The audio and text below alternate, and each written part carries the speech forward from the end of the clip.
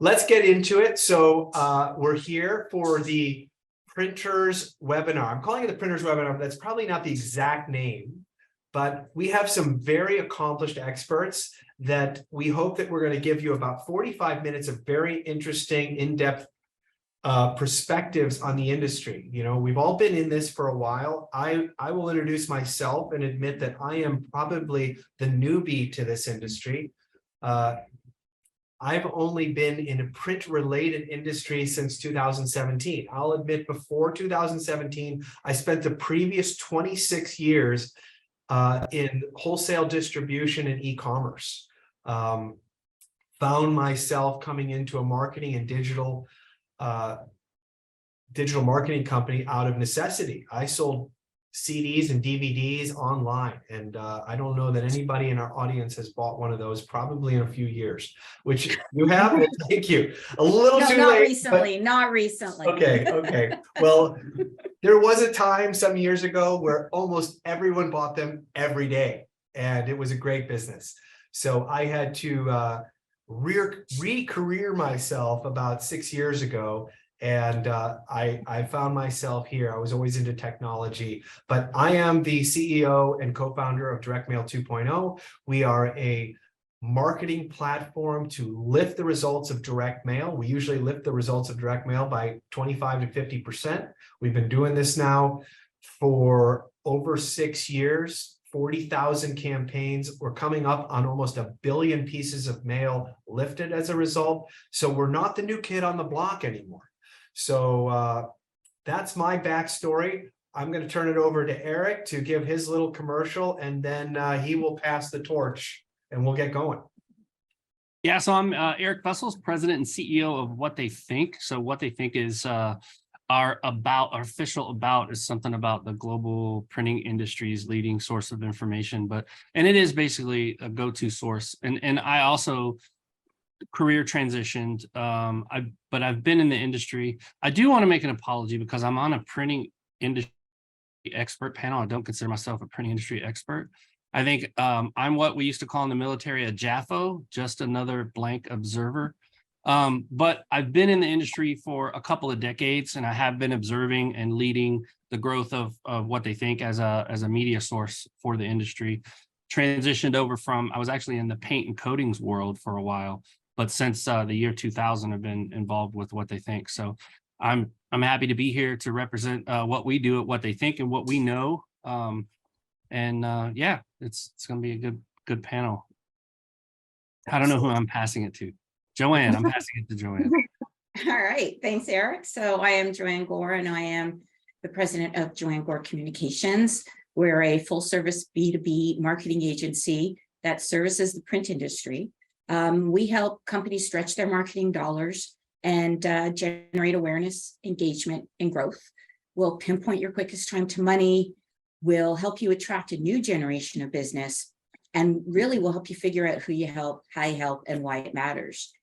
Before I launched JGC, I was a corporate B2B marketer for some of the largest software and tech companies around the world. So I cut my teeth in B2B marketing, primarily in the technology space, which is probably why I migrate a lot to the stories around automation, technology, software, cloud, AI. I really am a nerd when it comes to all of that. I've worked for some companies some of you guys might know. I've worked at Avanti, I've worked DST Output. I have to jot some of them down. I worked at Compaq. Every company I've worked at has since been acquired by the likes of HP, Broadridge, OpenText, big names out there. So I like to say over the years, I've been such a great marketer that I marketed myself out of every job I ever had. But really, I'm here to help companies truly stretch their marketing dollars and figure out the best programs that are going to get them their quickest time to money. That's what I want to do. Thank you. And last but not least, Amanda. My name's Amanda Bronowski. I am the owner of Mom of Marketing, Merchandising, and Social Media. Basically, what I do is help printing companies, technology companies kind of utilize a different form of marketing to promote their business. focusing on social media aspects and merchandising. Previously, I had actually been in the print industry for over 20 years, but basically on the operational side. I ran an implant for multiple years, so I know the ins and the outs of the operations. And then within just the past few years, I decided that I wanted to help companies that I used to work for kind of market themselves to get more customers and try some new and innovative types of marketing that some companies, haven't started using yet. So that's where I am right now.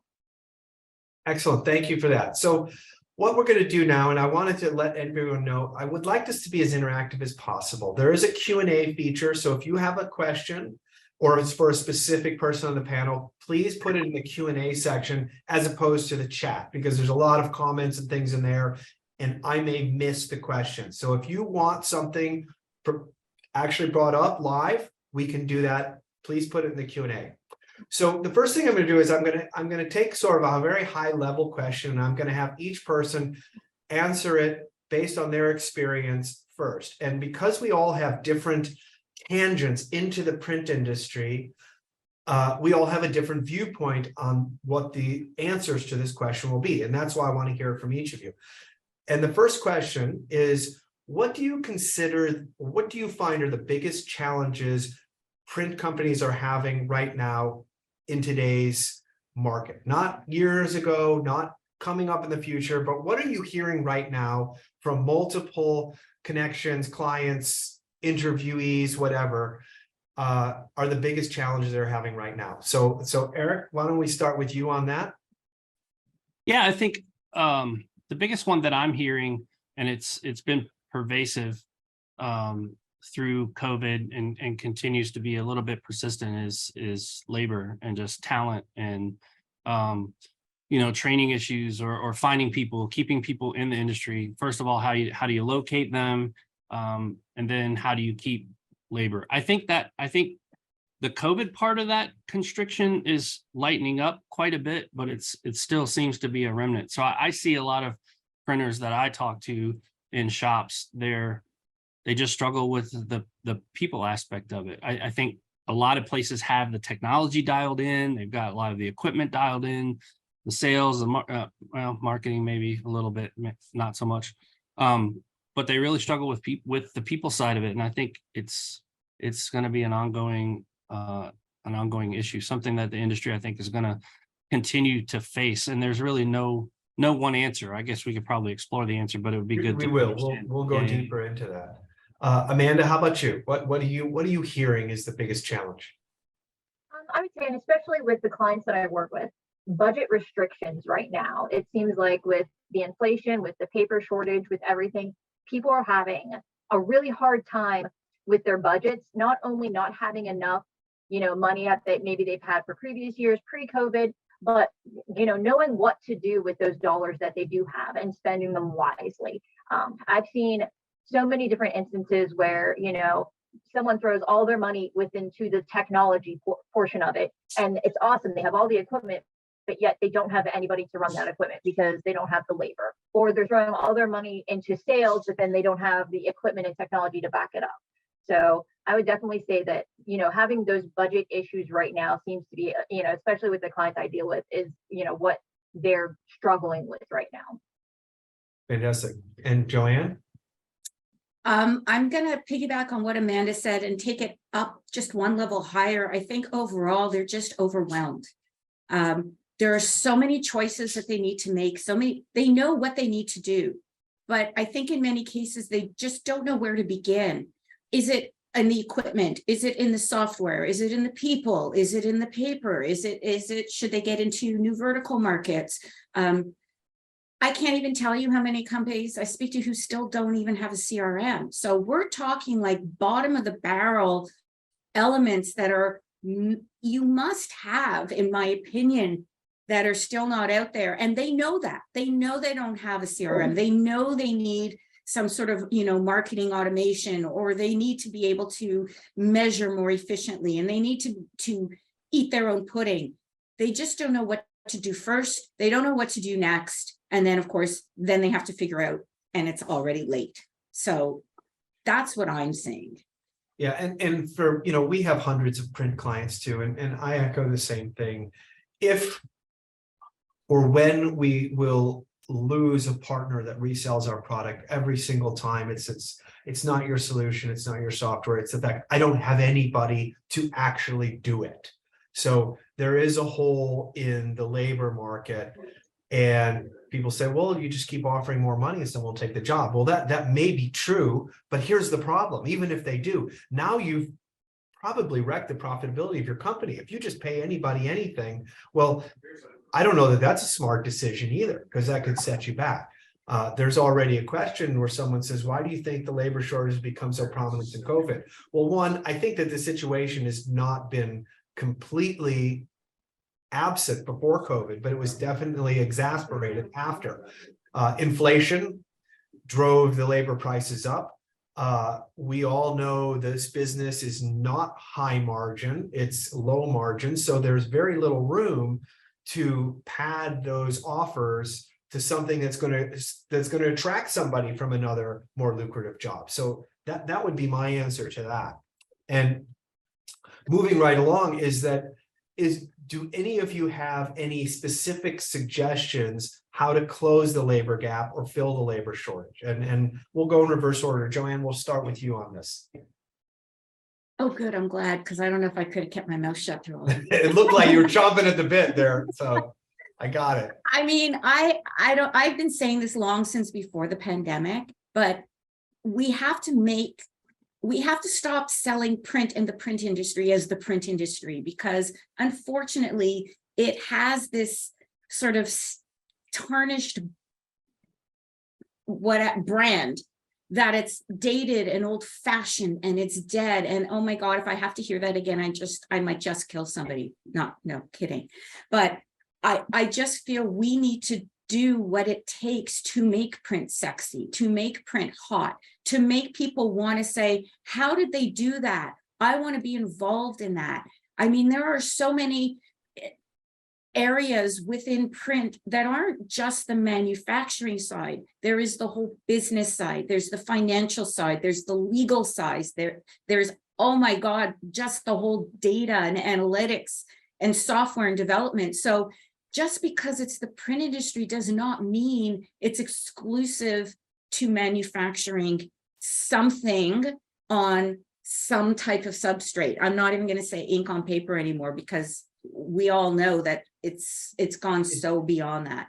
But that's it. It's our job collectively and industry-wide to really show off why this is such a really cool industry. We are a very unique and very, very powerful channel of communications that will cut through all the digital noise that's out there, and at the same time re-engage people back into that digital ecosystem, that metaverse that they are familiar with. And print is the only channel really that can do that.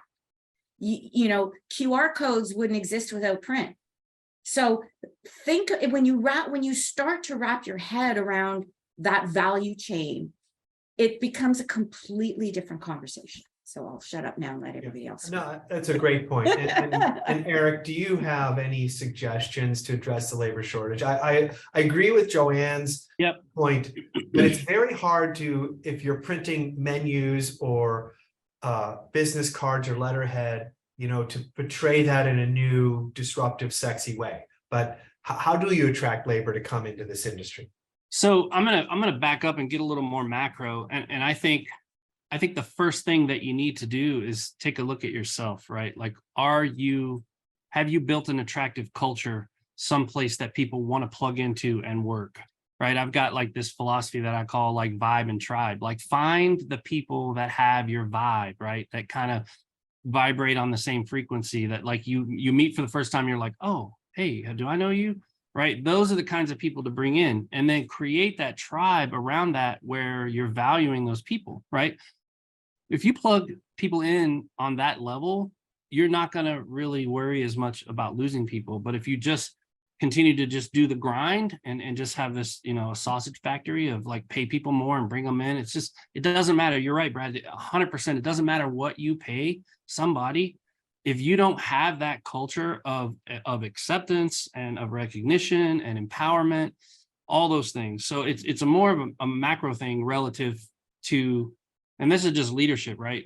That I see in terms of like, if you've got a print shop and you're having trouble finding people to do the work, you might be finding the wrong people to begin with, and B, there may be something culturally where you're not able to keep them. So there's a couple of different questions, but I just took sort of a more of a macro look at it. And I think it's just like dating, right? Like you're not going to meet the right person until you do the work on yourself and get your shit together. So first and foremost, get the in-house stuff together, build a solid business, build a solid team.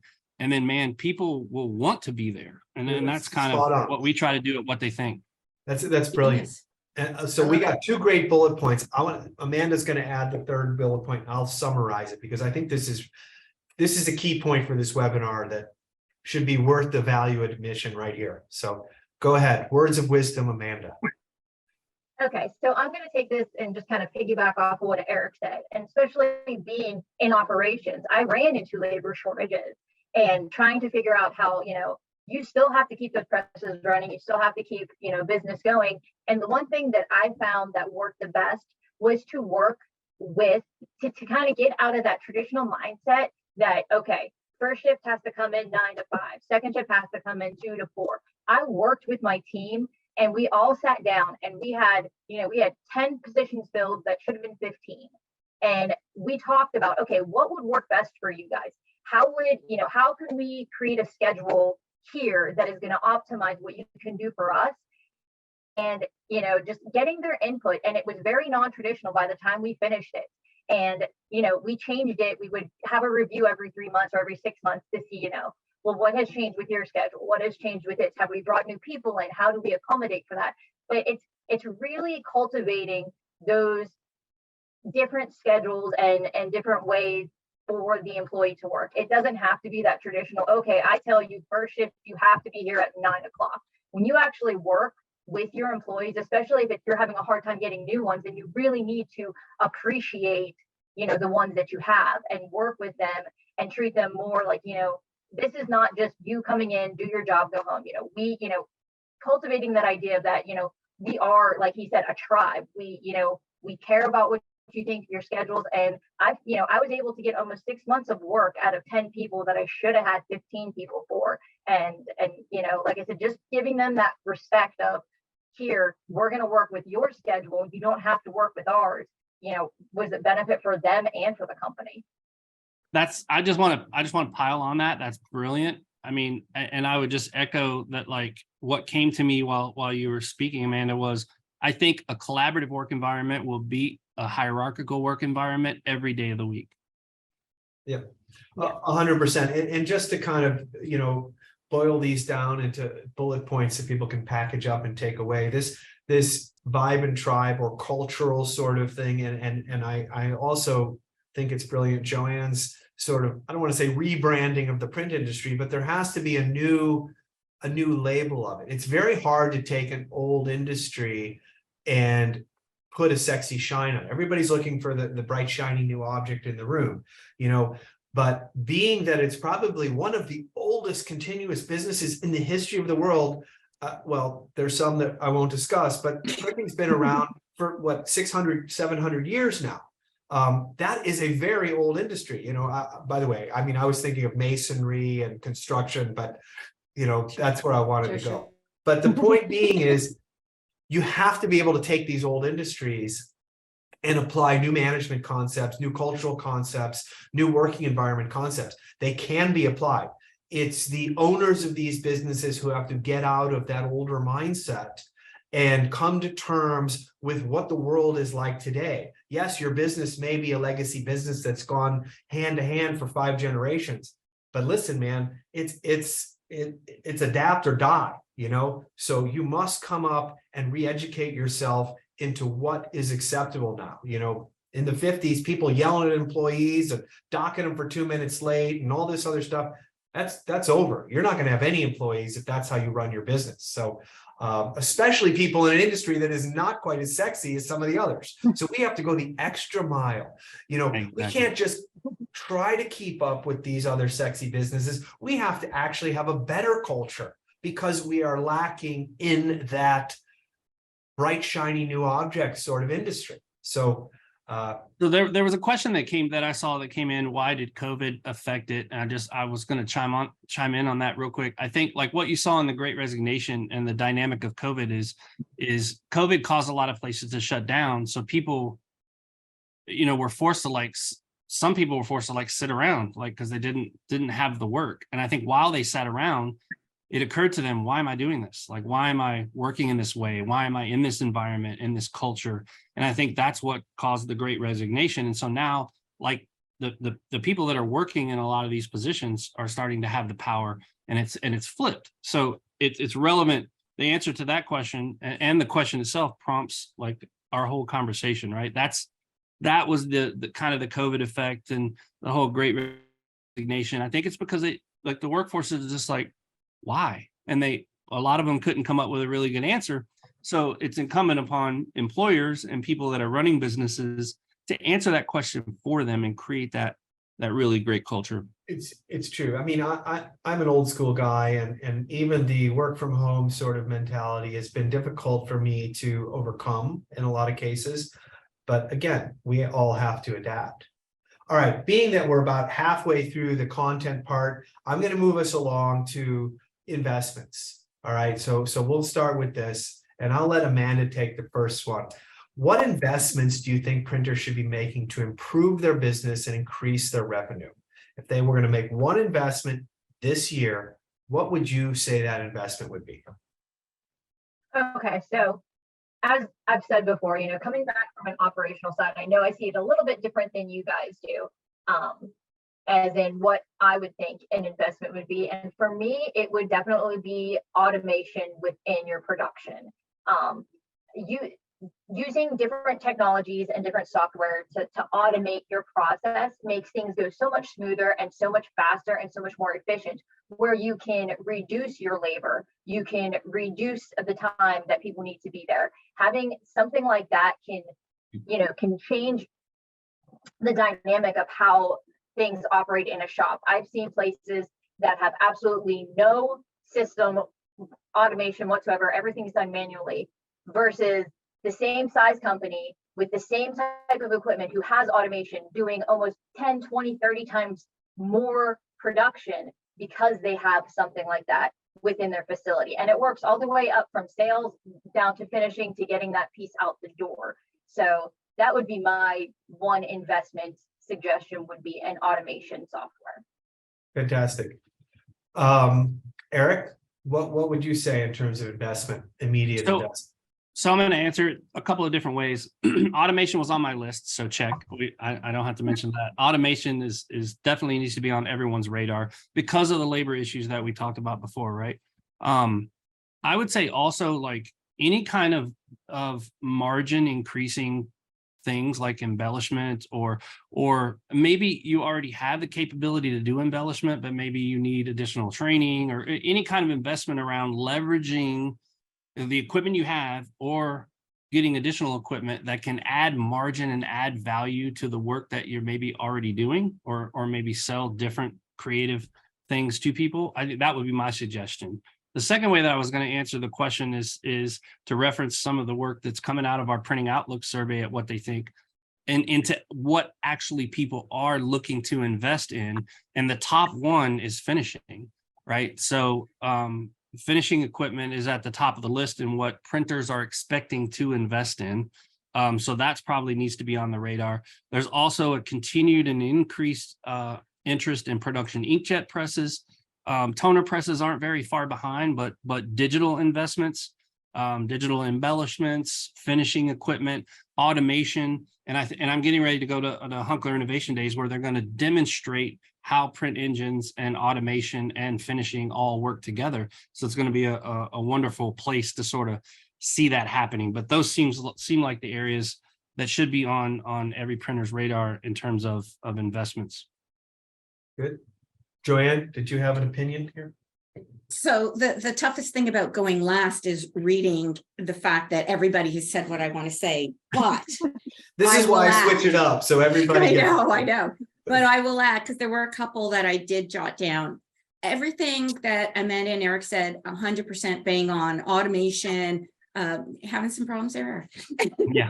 Drinking problem. You know, I have drinking problems. Yesterday. You've experienced my drinking All problem. over myself. But you know, if you don't know what to automate or where to automate, it comes back to sort of that original point. So for me, I always say, you've got to pinpoint your quickest time to money, right? Where are you going to make the most amount of money in the least amount of time from the most amount of people? And focus there, find more like that, master what it takes to get those prospects and to really streamline that prospect to opportunity conversion. Then you can start expanding and, you know, to your point, investing in more equipment if you have an audience for sexy print. But if you know, maybe you have an audience for commercial stationery. So you're going to really focus on the businesses and verticals that will adapt and adopt that solution. But again, if you don't have a way to track and measure, if you don't have a CRM, for the love of God, get a CRM first and foremost, before you do anything else. Now, there are some solutions that have built-in CRMs. So you get a twofer, right?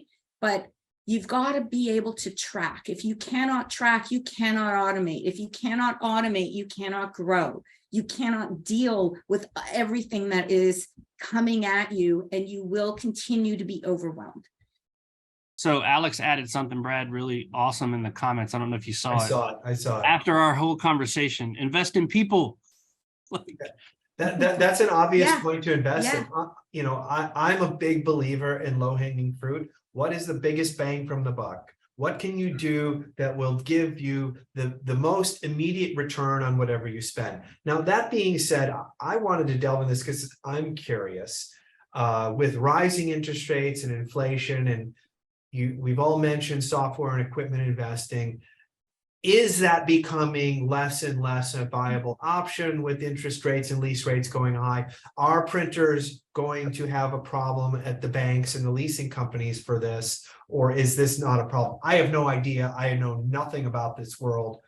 What say you guys? So I think something else that came out of, and I spent a lot of time before this talking to Richard Romano, who did the survey and knows this inside and out. There seemed to be a lot of fear around recession, but by the time we got finished with the survey and was putting the report together, a lot of those economic indicators were kind of were leveling out to pointing to a fairly good 2023.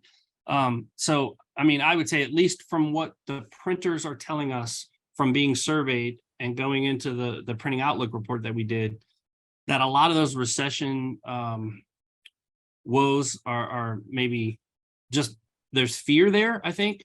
But I'm not sure, to answer your question, I'm not sure that there's going to be as big a struggle as we maybe think in terms of being able to do CapEx and being able to acquire new equipment and grow your business, because it's looking like the economy is going to be pretty decent in 2023, and maybe some of those fears were a little unfounded.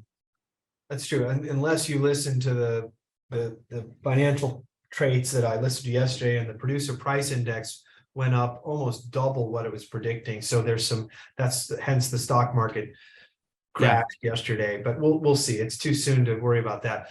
I did want to make a point that, being a lifelong marketer, during a recession, 20, 30, 40% of the businesses tend to pull back on their marketing expense. Normal reaction in tough times, but here's the thing. That means marketing is on sale. That means 30% of your competitors have just backed out of the game and gone and taken their chips off the table and went home. Guess what? You now have a better chance of actually getting those customers. So if there's any time to beef up the marketing, let alone keep it the same at the very least, you now got a 20, 30% discount on the price of eyeballs. So I love to push this message whenever I can. I believe it wholeheartedly. I've old enough to have lived through 4 recessions now, and the people that hang on and push marketing tend to come out the other side even better than they were before. That's my point on that question. You have to keep your pipeline full no matter what. And if you're focused only on current and not looking at top of funnel and where they're coming from, at some point you're going to run out and you're going to run dry. And I'm seeing it now. It's happening over and over. And going back to your question, Brad, one thing I wanted to point out, from a mergers and acquisitions perspective, again, I've been on both sides of that fence and I've worked with incubating companies. So I've lived that life. I can tell you, you know, it could have been 20 years ago. It could have been 2 days ago. What banks are looking for from a valuation perspective is your data. And if you think back to the good old days, it used to be your value is in your Rolodex, right? Who's in your Rolodex? Well, right now is what data do you have? What do you know about your customers? What value is this data to other potential interested parties? And again, it goes back to everything we've been saying. Automation, the collection, the management, the visibility, all of that, it all comes down to the data. Great. I had one question that popped up mainly for Joanne, and you guys can all pipe in since I did. What CRM do you recommend? I said Zoho CRM because I think it's the best bang for the buck. It's cheap. There's a lot of things that you can do with it. You agree? That's what we use at What They Think. I mean, it does 95% of what Salesforce does for 10% of the cost. It could, with Zoho, the only drawback I would say maybe, Brad, would be to get it to really do what you want. There may be some custom development involved, and like you either have to. Same with Salesforce, though. Yeah. You either have to internally learn it really well, like out of the box, it's a little clunky. The interface is a little 99 for my taste, but it, from a data standpoint, it does the job, and it ties into a lot of other feeds that give us what we call just like the data, like signals. We call them signals. Mm-hmm. And they have interfaces to all the social sites, and if you use support tickets and finances. But anybody else have another vote besides Zoho? Amanda, you do? Okay, Joanne, tell us your vote. So there's a few, because I am asked this question all the time. Everybody says HubSpot because it's free, but be careful what you pay for. HubSpot has gotten better at keeping their pricing down. So if you want to you can have their CRM, but if you want to actually use it, you have to purchase HubSpot marketing or HubSpot sales or marketing and sales. So it used to that free service ended up pricing you out of the league, but now you were tied. At that time, I was recommending Less Annoying CRM or LA CRM. That's what we use. It's a little more user-friendly than Zoho. I agree that Zoho is probably a bit more powerful, but it is great if you have that developer's mindset. So if you have any developers at all on your team, Zoho is a walk in the park. But if you don't, I would go back to LA CRM. Again, it's pretty dirt cheap. It's basic, but what's most important is it helps put you in the habit of using a CRM, because it doesn't have all the bells and whistles and it's basic. Get in the habit. And then once you are in that habit of constantly updating the records, keeping your notes, keeping track, putting in the reminders and the triggers and everything to follow up with, then you can look at what you need next. So again, what I always say is, what do you need now? What do you need next? What do you need later? If you don't have one, start with something simple that's not going to turn you off with all of its bells and whistles. Put it in, make it a habit. And then once you realize, oh, I wish it did this, as soon as you start saying that, then it's time to look at the next level. Until you say that, stay where you're at. You don't need to change for the sake of change. And Zapier, or some people call it Zapier, I don't know if it's a Canadian US thing. Zapier is brilliant for solutions like this, because even if LA CRM doesn't integrate, let's say with your MIS, you can create a Zap and it'll do it for you. So there's lots of ways to make it work. And it's a great starting point that I highly recommend, again, along with Zoho. And that reinforces my whole collaboration point too, right? If you've got a tool like this, everybody can I can go in and see, oh, when is the last time that we sent an email to so-and-so, and it's in there. Like, and oh, okay, Stephanie sent an email on this date. Now that gives me context and how to relate to our clients and customers in a way that you wouldn't have if you've got silos built or if you don't collect the data at all, which is the worst possible scenario. And that's also how you figure out where to automate, because the Mhm. more touch points, then it's like, why is this being touched so many times? Let's automate it. You know, if it's only being touched once or twice, it's okay, let's leave it alone. Again, going back to automation is key, but if you don't know what you're automating, you're just going to be spinning in circles and you're just going to get really frustrated and just give up on the whole thing. Great. Amanda, did you have a comment? I know that you haven't gotten a word into edgewise on this question. Well, I Hey, think we tried Joanne to are warn more- you. We tried to warn you. I think they're a little more versed on this right now with the clients that I see, which are smaller companies. HubSpot works for, you know, for what I've been doing, what I've been seeing. But Joanne is absolutely right what she says. You get certain things for free, but then all of a sudden, if you want to try, you know, a drip campaign or automate email or something, then it's like extra. If you're doing just for the very basics and you have a very small team, then I think HubSpot is great because it's not a large investment. But then once you get into getting these larger teams, definitely those other platforms will work better.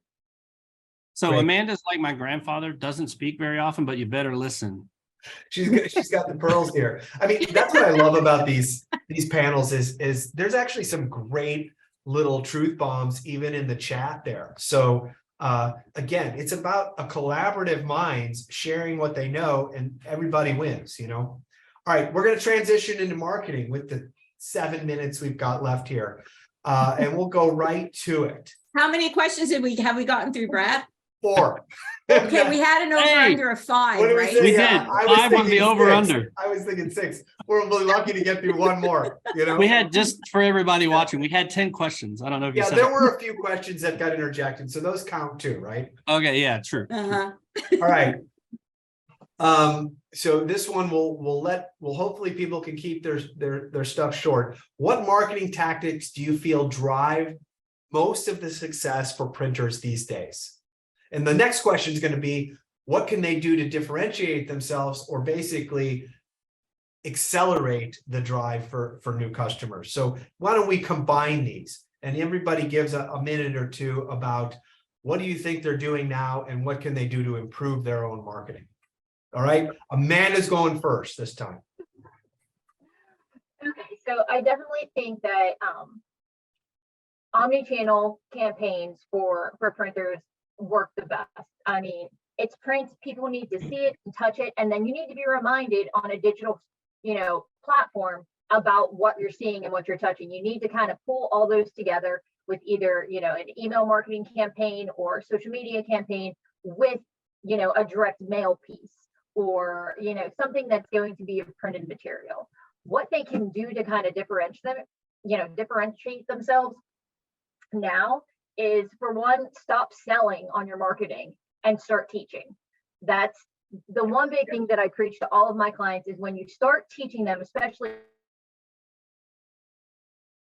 campaign with a direct mail piece, was like a little how-to booklet on design for one of my companies. And then we did a webinar and a social media campaign that tied into it. And we got the best response. Like once we started teaching people, then they're like, oh, wait, you taught us this. So what can you offer us, you know, now that we know all about this? So that's like my biggest thing is getting on digital, still using, you know, an omni-channel approach with direct mail pieces, but stop selling and start teaching. I would say if no one says anything else, that's probably the best point so far. We're done with this next question. Yeah, honestly, does anybody have anything that trumps that? I don't think so. No, You know? I was just like, okay, I don't have anything else. All right, to say. Amanda, Direct mail, check. Omni-channel, you check. win. You Value answered it for all of check. us. I think the big Sharing point is for me that selling. jumps out is if you're a printer, demonstrate it, right? Like show what you can do. It's obvious. It's a right. It's Eat your own pudding. It's a touch Eat your feel own pudding. type thing. The only thing I would maybe add, and it's an addition, not a different thought really, is content marketing. Like Amanda said, I think it's a Vaynerchukism, Gary Vaynerchuk, is give, and then go for the ask. But you've got to give like 8 times before you go in and go for the ask. So position yourself as a subject matter expert in wherever you are, and you do that through content development. You do that through demonstrating what it is you can do, teaching, giving, right? And then what I've learned is when people need that, you don't even have to sell at that point. They come looking for you because you've positioned yourself as the expert. I totally agree. And you know, I don't want to beat a dead horse with that, but I think we can all expound on a lot of anecdotes of how that's worked for each of us. We tend to practice what we preach. So everybody out there needs to figure out a way to give before they receive. All right. Now, to segue into the second half of the question with a more tangible or tactical approach, everybody give a point of an example of what somebody could do to do that, or some marketing action they could do that may contribute or reinforce the points we just made, as opposed to going off in another direction. So this is probably going to be like a little off the beaten path, so I'll get it out of the way, and then we can get into probably some better answers. The first thing that comes to mind is look at have a better website, man, for crying out loud.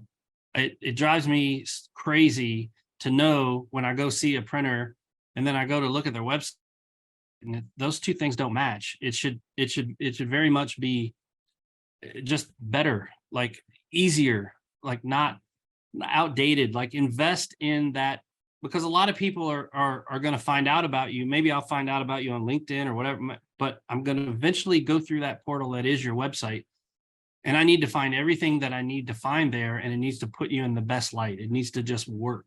And the successful printers that I know have a really good website. They present themselves really well.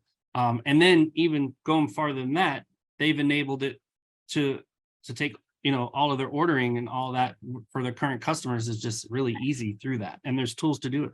So absolutely. Joanne's about to jump through the screen on this one. She's got something to say. So go for it. So I'm gonna try and summarize this into some semblance of an order based on everything we have. And number one, I agree, sharing is the new selling. That's exactly what I say.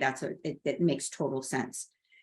First and foremost, you need to know who you help, how you help, and why it matters. Because if you cannot answer those questions, then you're wasting your time, you're wasting your money, you're wasting your resources, you're wasting everything.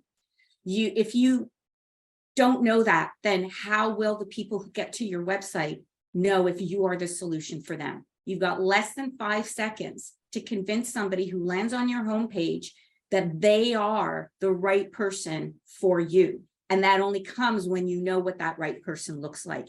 I like to say, if I gave you 100 leads, how would you choose the top 10? Start there.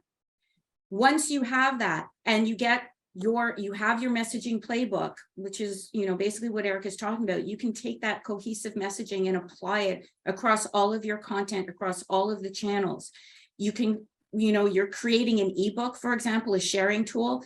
If you know who you help and how you help them, you'll also know what type of content they like to digest. Do they prefer video? Do they prefer downloads? Do they want webinars?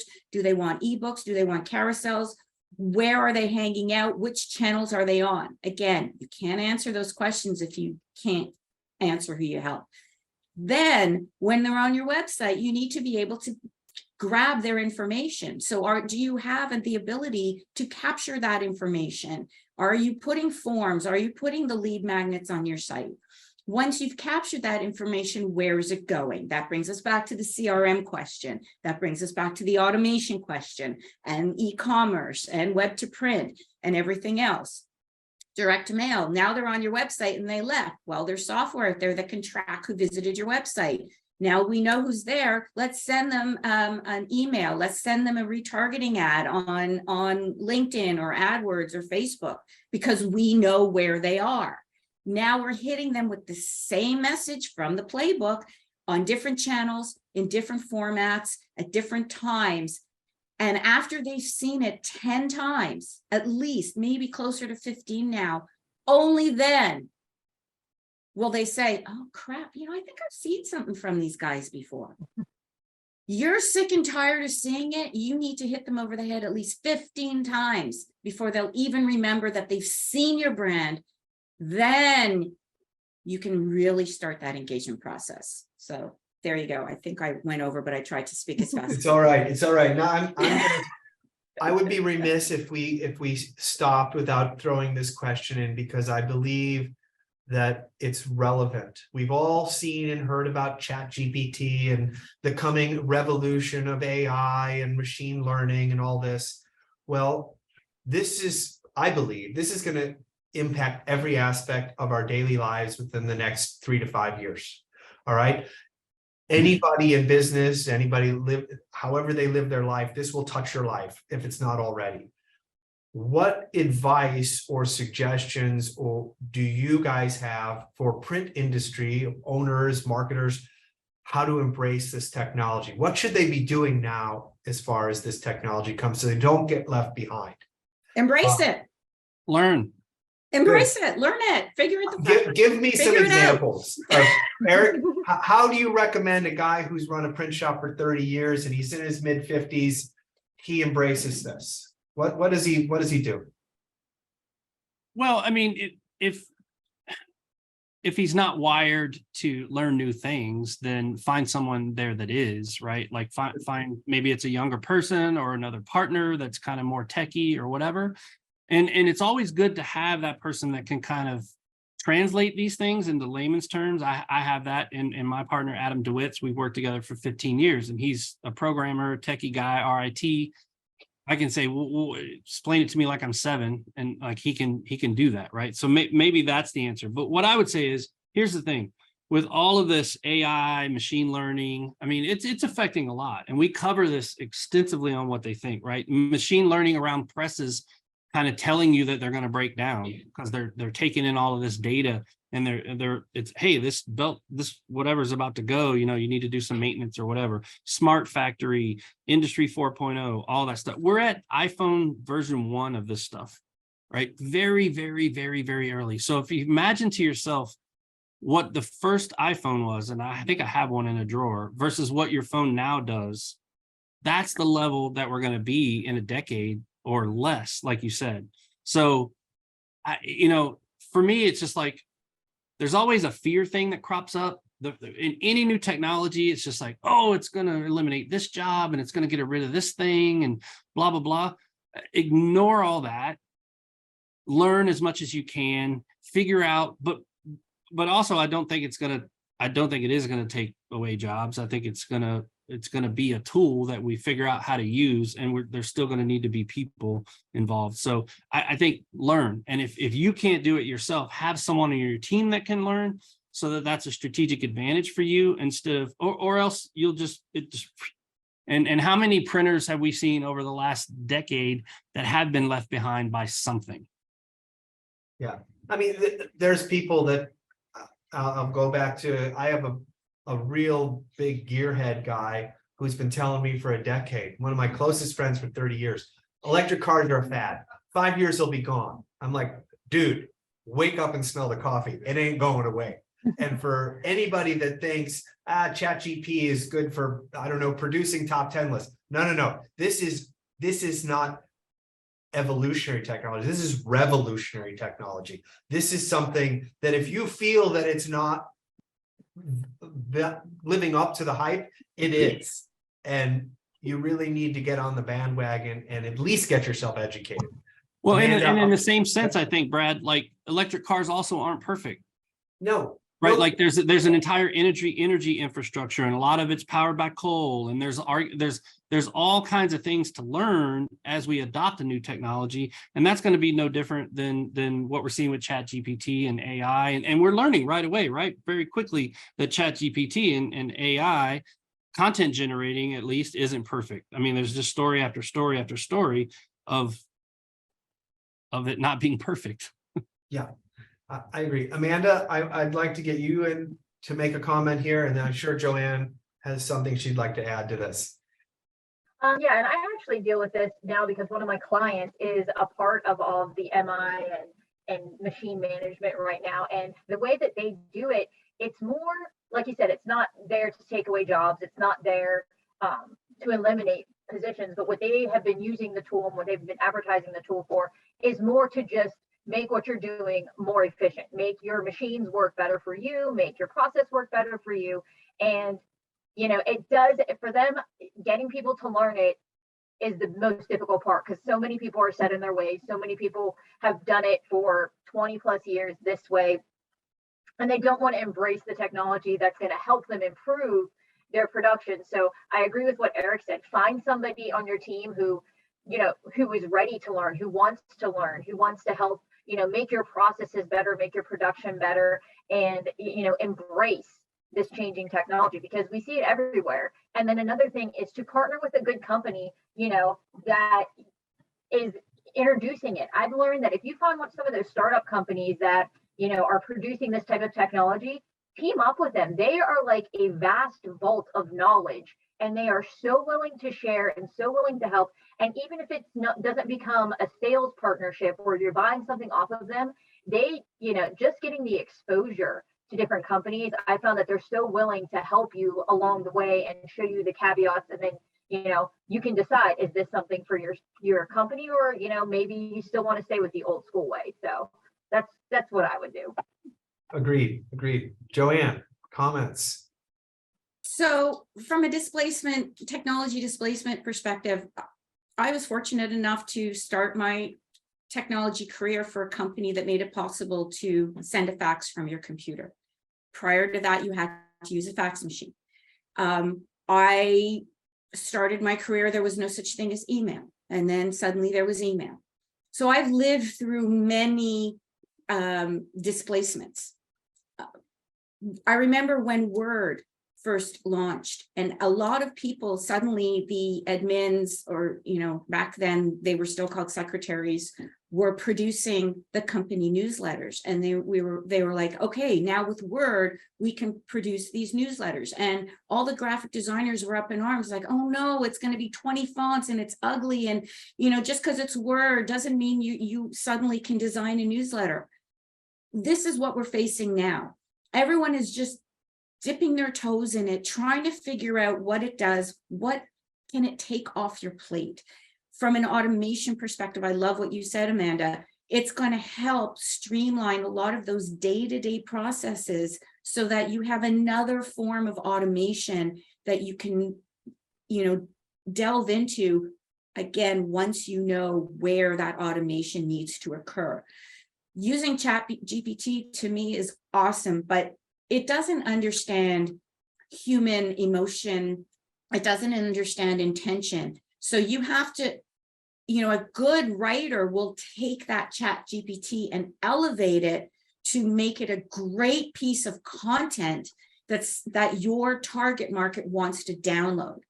But if all we do is rely on just what ChatGPT pushes out, if you really read it and you pay attention to it, you'll start to be able to quickly spot, oh yeah, this was written by an AI and this was written by a human. And once we can really start to distinguish is when we're going to be able to focus on weeding out the really, the lazy writers from the great content creators. That's what I'm saying. And I don't just mean words. I mean, images, data, code, whatever you're creating. If you're really great at it, you'll be able to take what it gives you as your starting point instead of sort of looking at that blank sheet of paper. But you have to embrace it. You have to learn from it. You have to be prepared to make mistakes. And one day I'll actually be able to get on the platform and play with it myself. So far, I've had zero luck. So I'm just taking everybody's word for it because I've yet to be able to play with it. Well, I'll give you my experience. I've always felt myself a technologist, and we do a webinar every month. Next month is a machine learning and AI and marketing and print is what we're going to do. So there's a little plug for our late March webinar. So I've been doing research on it. In fact, I had the AI write the title as well as the bullet points for the outline of the actual webinar. And it did an amazing job in about 10 seconds. So there is value there, and I'm going to enjoy putting this together. I don't have it all mapped out yet because I'm not going to rely only on the AI to do it, but I'll do it. But I wanted to end with that question because I know that it's relevant in today's world, but we do have, looks like only one question here with 4 minutes to go. Well, there's a whole bunch of stuff going on in the chat. And I apologize for and those. If we appear silent, we can't actually contribute to the chat. So if it looks like we're being snobs, we're not. We just, There's some great Yeah, stuff chat. in the chat. yeah, there's some So- awesome stuff. I'm seeing so- Clippy. Yay, I Yeah. remember Yeah. Clippy. So obnoxious. Well, let me give you this question, so we let people go back to their lives on time. The question is, what will drive the biggest change in printing and mailing costs in the near future? Will it be significant in the next 5 years, and how will we get ahead of it? I'm guessing it is the printing and mailing cost being the issue. Anyone want to comment on that? I am not qualified. Yeah, I'm gonna guess postage. I I'm kind gonna of go feel with not postage. qualified as well, but I think postage supply. I really think, and again, this sort of came out of our printing outlook. It seems like a lot of the pricing pressures are easing up. There's still somewhat of a challenge, but it seems like obviously postage and supplies are. I mean, those are the things that do cost. I get a feeling just based on the theme of sort of what we're hearing, at least from talking to printers and doing the survey, that they think that those pressures are easing. Now, that may not be obviously anecdotal for everyone, but I'm hopeful that that's the case. And I think, I mean, how to get ahead of it, obviously, like you, Brad, I don't think I'm necessarily qualified, but I mean, I think the thing that I'm hearing from a lot of printers that they get a lot of value out of, and I've just been recently talking to a lot of NPSOA members, doing some video clips for their conference, is just the peer-to-peer learning, right? Like in terms of supplies, or even getting supplies, or what are you doing to get ahead of this trend or that trend. I think networking with a group of peers that have the same issues and same challenges that aren't necessarily in a competitive market, I think is one of the most beneficial things that I hear printers tell me they benefit from in the industry. So it's not me or my opinion, it's just sort of me being the messenger. And talk to your customers. Have honest, not the salesy conversations, just the conversations like, hey, how's it going? Like, tell me what's been going on. I don't want to sell you. I want to help you. It comes right back to what Amanda was saying. It's all about how can we help you? Those are the conversations you have, not what print do you need? Right, Because you will get two very different answers. agreed. Well, guys. So when do we do part 2 and the other 5 questions? Yeah. Well, we'll leave it up to them. I still have them here, so I'll save them. But listen, No, I'm just I kidding. do want to thank you guys. I think I get really into this stuff. I love the collaboration. I always feel that communicating with other people in an open environment helps all, a rising tide lifts all boats. So our collective wisdom helped a larger collective of people. And I thank you for sharing your hour with me. I thank all the audience members for sharing an hour. There will be a recording of this sent out in the next 24 to 48 hours. So I'll let everyone get on with their week. And again, thank you very much. And I appreciate you all. Take care, guys. Bye, everybody. Bye-bye. Thanks for having me. you. Appreciate it. Thank you. Thanks.